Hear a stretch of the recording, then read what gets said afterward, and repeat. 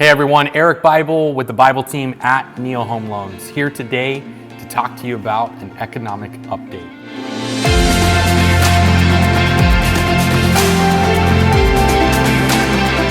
If you like the information that you see, you hear, please like, subscribe, the link below. First thing that we want to discuss is around the reopening efforts and really triggering around the rollout of the vaccine and really controlling the outbreak of the virus. So with the introduction of multiple vaccines, so AstraZeneca rolling into the market, Johnson & Johnson, Moderna and Pfizer, and all showing true success rate and acceptance. So the number of people that are getting vaccinated is, from a national standpoint, we're blowing away expectations.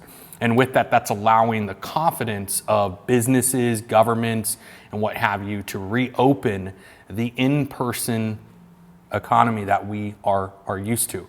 So what's that? What does that impact have on things of today? Well, as things were shut down, we saw a slowing. Your local restaurants weren't serving in person. Movie theaters didn't have patrons. Sporting events, theme parks, you name it. So all that industry is now, we're seeing starting to slowly come back, which is money pouring into our economy.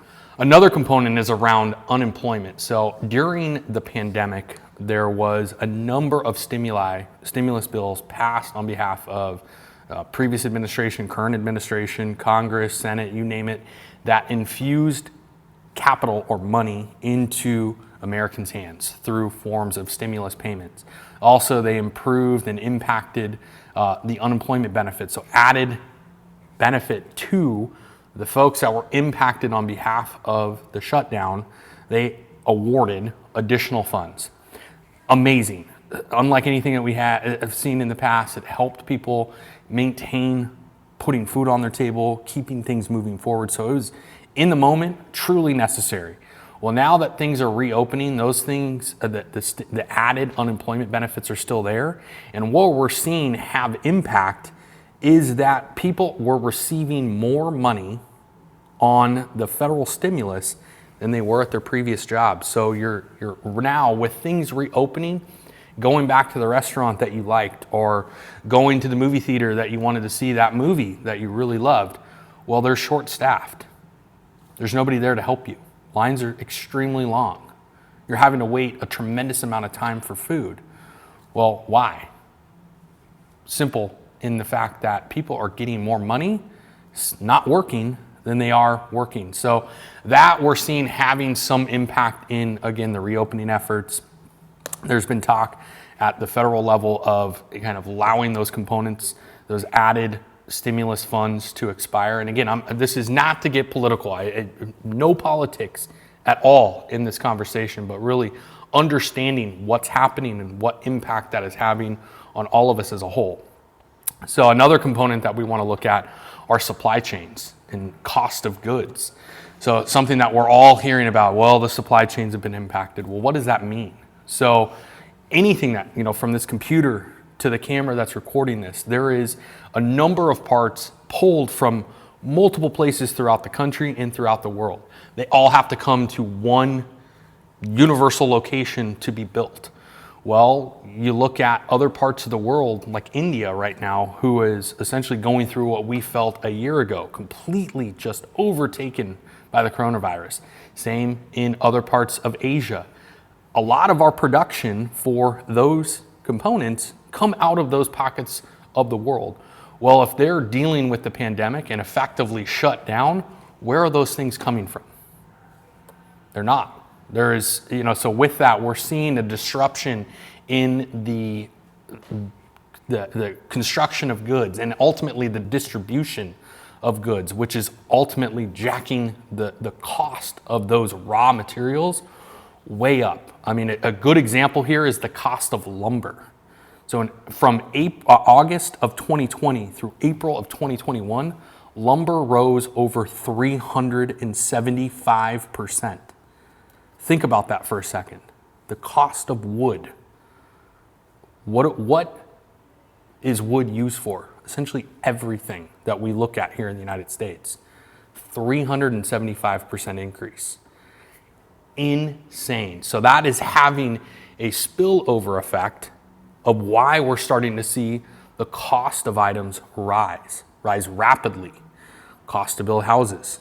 And we're already suffering, as we've talked in previous videos, supply. We do not have enough homes to satisfy demand. So if the cost of materials, I'm looking at building a wood fence, well, hey, a year ago, it cost me, call it, $3,000. Now it's 375% more just for material. Think about that from a housing standpoint.